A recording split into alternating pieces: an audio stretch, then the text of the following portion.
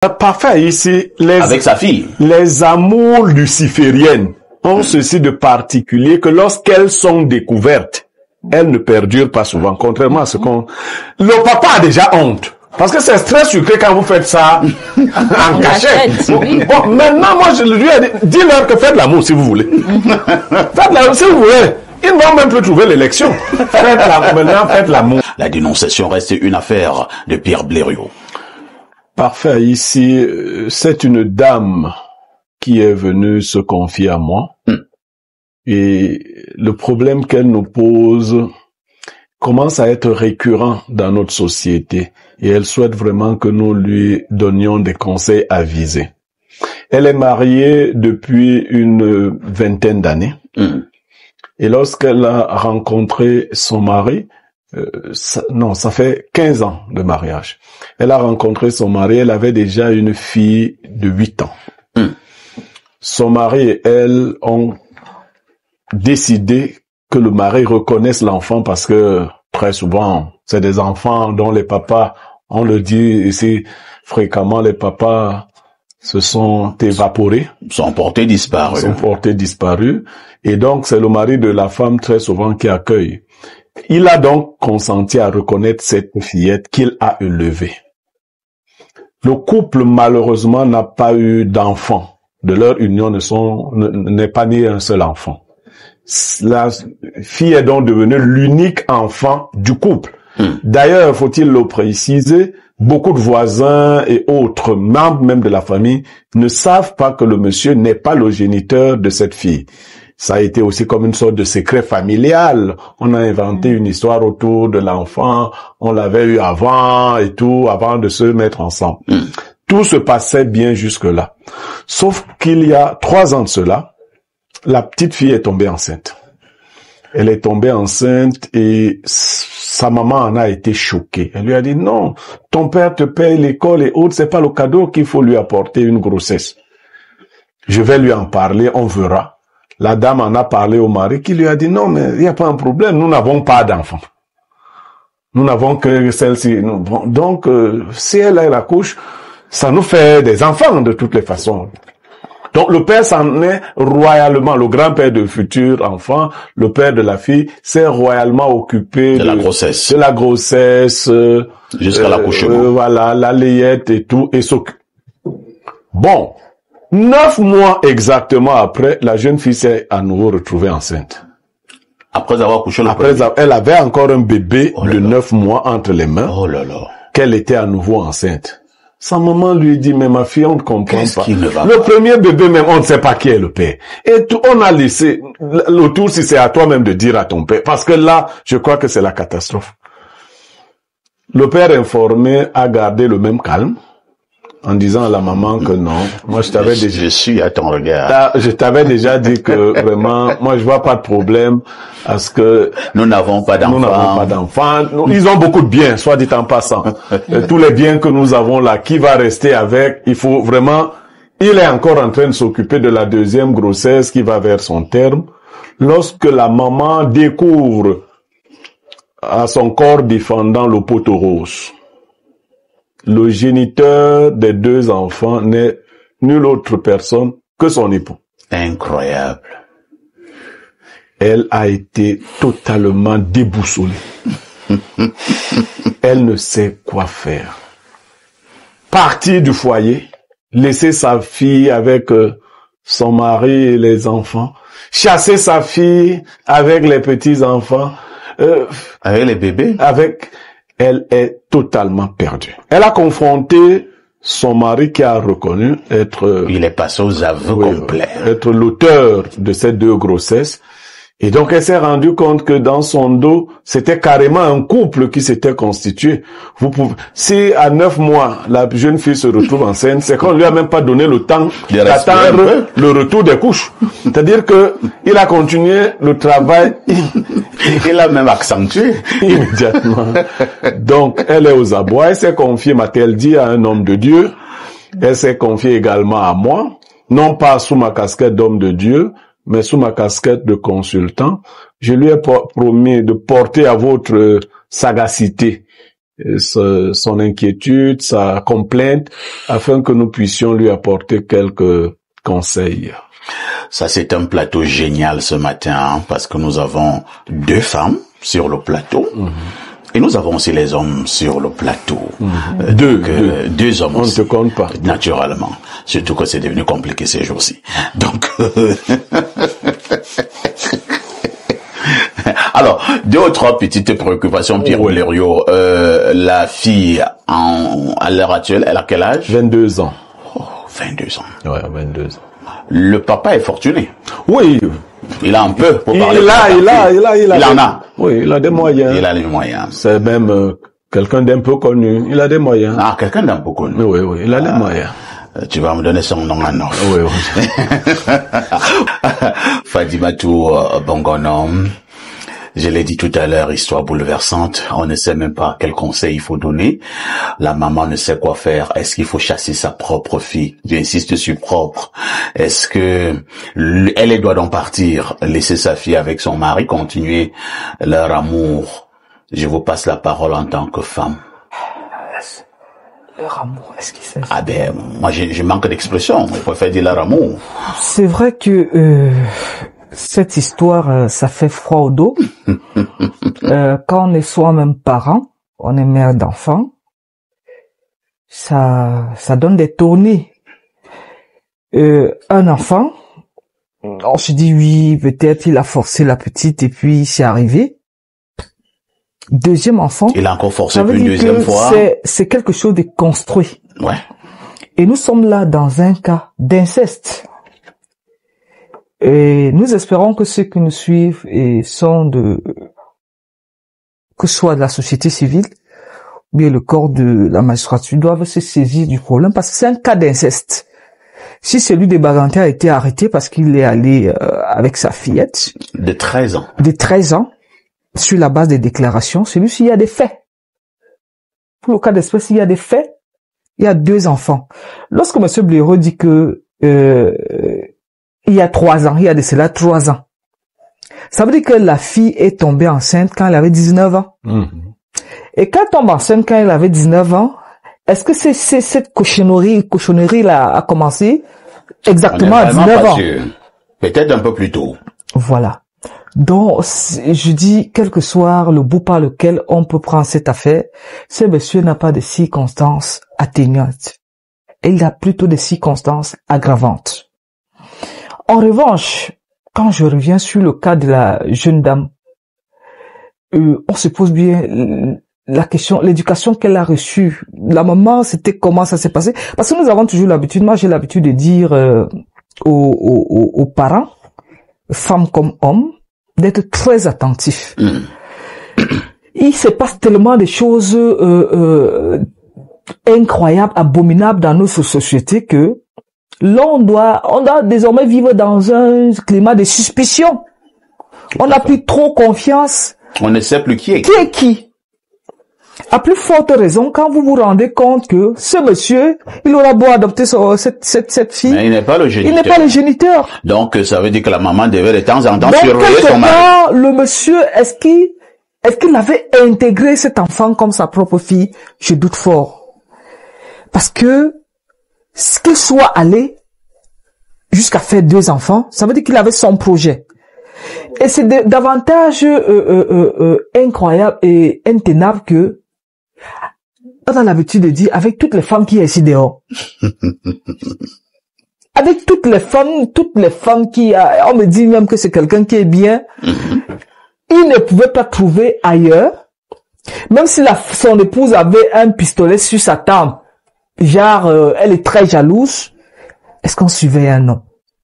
On surveille pas un homme. On surveille pas non plus une femme. Donc si le monsieur l'a fait, c'est de manière bien pensée et bien assumée. Au-delà de la femme, au-delà des enfants, de cette jeune dame, au-delà du monsieur qui, pour moi, il n'y a pas de manière sentencieuse, c'est un criminel. Oh là là. Je me pose la question, les enfants qui naissent, oui.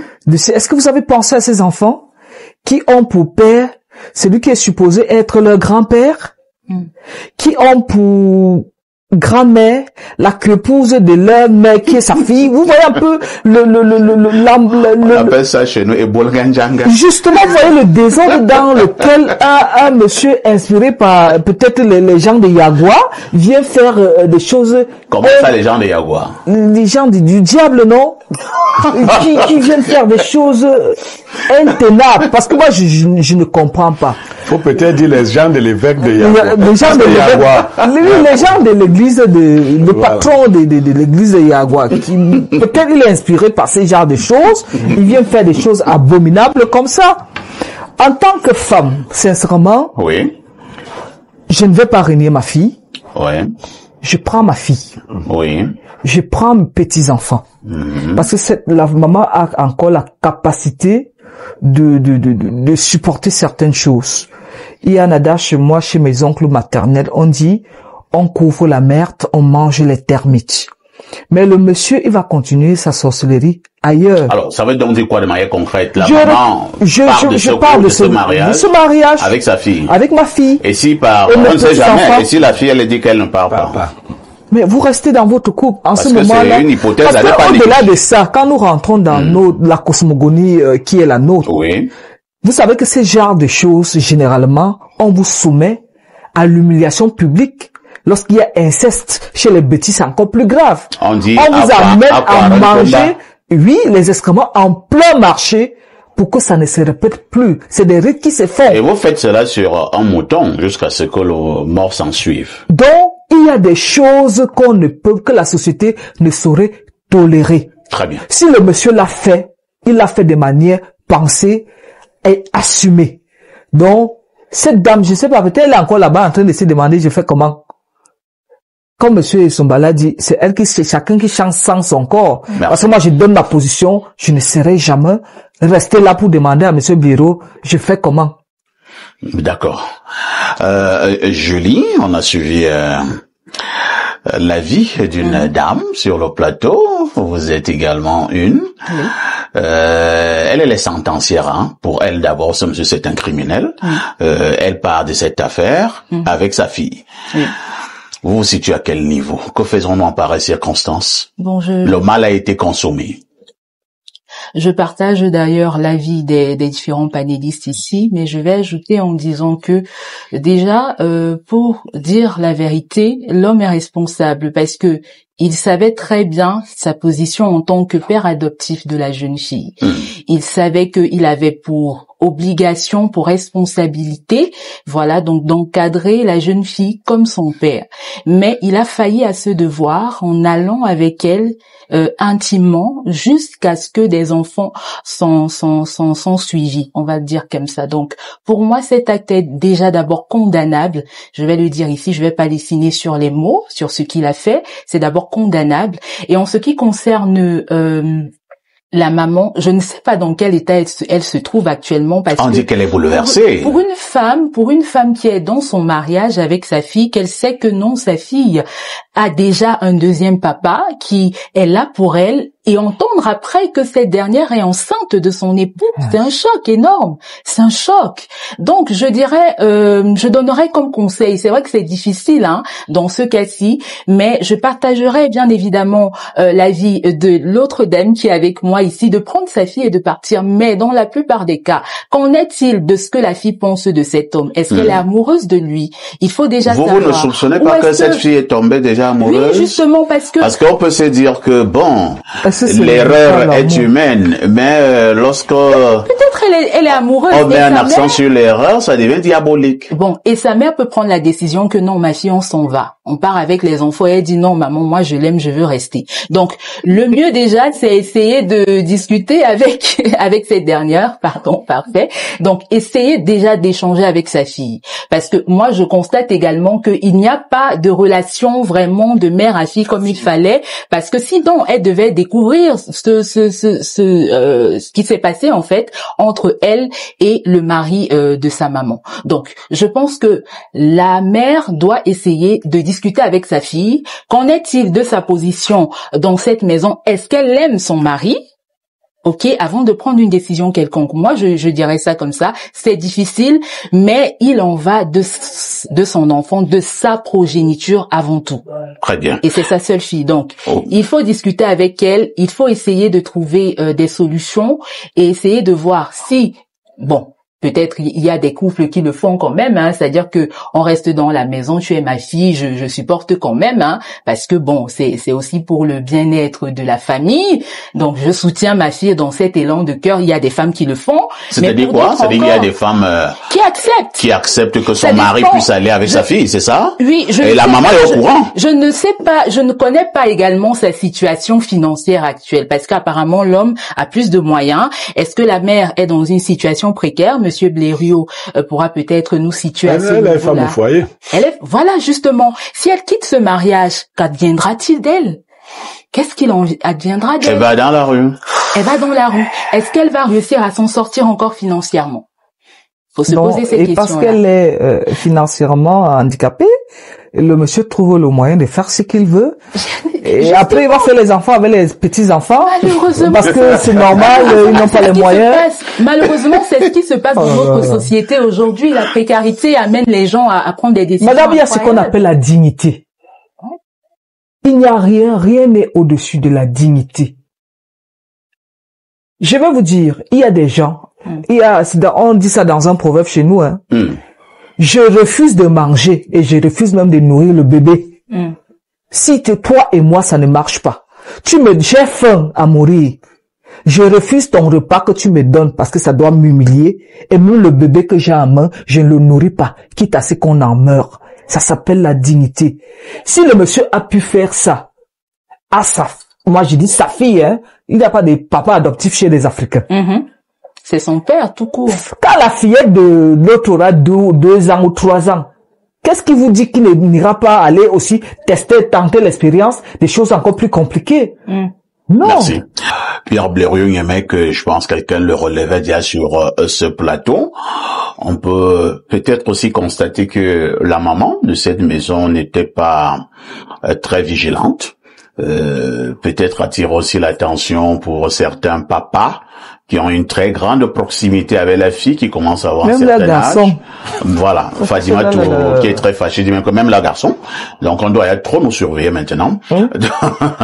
Parce que moi je suis allé dans certaines maisons, je le disais il y a peut-être 2-3 semaines, j'ai quand même vu une très grande intimité entre certains papas et la fille. Je le disais, tu es un papa, ta fille est déjà dans les 15-16 ans, je vois comment papa donne une bise tellement appuyée à sa fille de 16 ans, presque une bise aux lèvres. Oui. Bon, quand je vais parler, on me dit non, parfait, t'es un villageois toi. Et hop, je vous passe la parole. Alors, parfait, ici, je dis souvent aux gens, il y a des conseils que nous donnons en télévision et nous nous limitons au cas générique. En privé, quand je donne un conseil, ce n'est pas exactement comme le conseil de la télé parce qu'en privé, je tiens compte de la situation exacte qui est devant moi. Mais ici en télé, on donne un conseil qui va toucher tout le monde à la fois, mais sans prendre en compte les différences spécifiques. Beaucoup de maisons, au moment où nous parlons, connaissent des incestes. Ouais. Que ce soit des incestes avec des enfants adoptifs ou même avec des enfants naturels ou biologiques. C'est un phénomène de plus en plus récurrent. Au-delà des pratiques, il est un peu lié à l'hypersexualisation de notre société. La société est devenue trop sexuelle. Trop de choses relatives au sexe c'est partout. Et donc, il y a comme une rupture de cette censure inhibitrice qui faisait qu'un parent normal ne regarde pas longtemps les fesses de sa fille, la poitrine de sa fille. Oui, faut dire ça comme ça. Maintenant, tu surprends un papa en train de tourner et de faire même des commentaires sur le postérieur de sa fille. Ça commence donc par un langage débridé. On dit des choses. Un papa qui dit à sa fille qui a 16 ans, mais ton postérieur commence à prendre trop de volume, hein. Bon. Alors, est-ce que c'est un bon commentaire? Non, c'est un commentaire. Comment le papa constate même que le derrière sa fille prend du volume? L'Afrique avait encadré ces choses et On faisait en sorte qu'il n'y ait pas un certain nombre de dérapages. Maintenant, la maman a constaté très tard quelque chose qu'on aurait pu arrêter. La chose est déjà très avancée. Les gens l'ont dit avant moi. Faisons attention aux 2 enfants qui sont là. Moi, le conseil privé que je lui ai donné, c'est de ne pas en parler aux gens. Parce que la sorcellerie commence par le dévoilement de cette affaire-là. C'est-à-dire que qu'elle ne dise pas aux gens. Elle a dit à un prêtre, m'a-t-elle dit, et à moi, que ça s'arrête là. Maintenant, les gens en parlent, on ne sait pas de quelle famille, il y a 1000 familles. Qu'elle n'en parle pas aux gens pour sauver ses petits-fils. Parce que vous, comme moi, connaissons la sorcellerie. Dès qu'on va dire, on va prétendre que c'est la sorcellerie qui a tué, alors que M. Essomba vient de vous dire que, au fond, il n'y a pas de lien de sang entre ce papa et cet enfant, sans légitimer son acte. Donc, en temps normal, le lien de sang qui crée l'inceste ne devrait pas attaquer ses petits-fils. Mais je vous assure que si le village est au courant, on va tout faire pour foudroyer les enfants, et justifier que c'est l'inceste qui a fait. Donc, je lui ai dit de mourir comme dans la mort du loup. Les destinées d'Alfred de Vigny. Sans gémir. Alors, maintenant, nous avons un problème qui embarrasse certains sur ce plateau. Comme elle doit donc mourir, comme quelqu'un disait là, sans gémir, elle reste donc calmement dans ce foyer. Parfait, ici, avec sa fille. Les amours lucifériennes ont ceci de particulier que lorsqu'elles sont découvertes, elles ne perdurent pas souvent, contrairement à ce qu'on... Le papa a déjà honte. Parce que c'est très sucré quand vous faites ça en cachette. Bon, maintenant, moi, je lui ai dit, dis-leur que faites l'amour si vous voulez. Faites l'amour si vous voulez. Ils ne vont même plus trouver l'élection. Maintenant, faites l'amour. Vraiment, c'est ouvert. On donne l'autorisation. Allez-y. C'est ma fille. Moi, je vous fais même le petit déjeuner et tout. Faites l'amour. La culpabilité qui s'installe dans chacun d'entre eux va pousser soit la fille à partir de la maison, soit le mari à se rétracter. Je ne souhaite pas qu'on brise ce foyer. Vous savez, un jour, un oncle a donné un conseil à notre nièce de quitter son mari pour des choses un peu bizarres. Cette fille a quitté le foyer. Elle est revenue au village. Personne ne s'occupait d'elle et de ses enfants. La conséquence, vous savez ce qu'elle est devenue? Elle est repartie. Non, les mototaximans de Boum-Yebel, chacun connaît sa part, Si tu vois, non, il y a des conseils qu'il ne faut pas donner avec légèreté. Quitte le foyer pour aller où? Je n'ai pas dit qu'il n'y a pas de dignité. Mais la personne à qui tu dis comme ça facilement, dès qu'on t'énerve, quitte le foyer, tu l'accueilles. Fadima, tu n'es pas d'accord. Non, je ne dis pas. Moi, je vais donner d'ailleurs le numéro à Fadima. Elle va accueillir la femme là. Parce que, quitte le foyer, beaucoup de femmes qui sont allées à Marianne ne sont plus attendues chez elles. On dit que nous, on a tu n'es pas attendu chez toi. Tout à fait. Ça, c'est vrai. Ce n'est pas comme si tu avais laissé quelque chose là-bas. Tu n'es pas attendu là-bas. Après, c'est les gars qui prennent le banga et tout. Tu rencontres ton ancienne femme. Qui te transforme en jouet. Voilà.